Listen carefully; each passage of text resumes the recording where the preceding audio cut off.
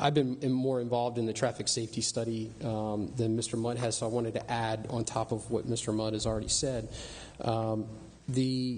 And I was here back in 2011, I'll say.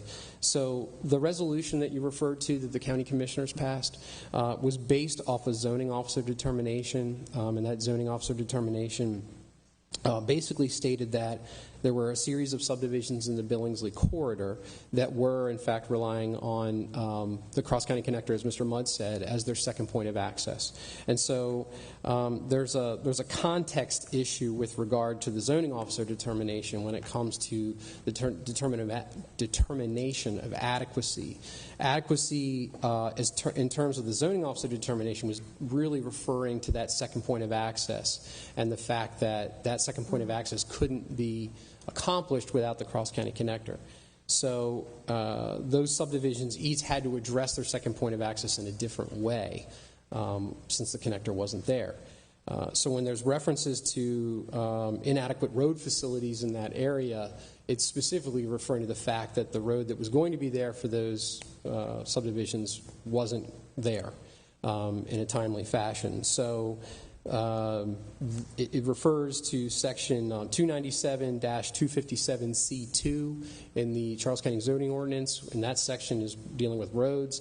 And C2 specifically says that a project can use a road that's in the county's capital program to meet road adequacy standards, but there's a special provision in there that says it must be open to trips by the time those trips are generated. So if a project is going to exceed the 1,000 vehicle trips per day level, that second access point can be accomplished through a county capital road if you know it's coming, but the county won't permit those subdivisions to move forward unless the road is built and open to traffic for that second access point. Okay, so I have a question. I understand the two access points because I've been to Kingsview and I understand how you got one in and one out. What I don't understand is just because you have two access points, that doesn't alleviate the amount of traffic that's still going to be dumped onto Billingsley Road.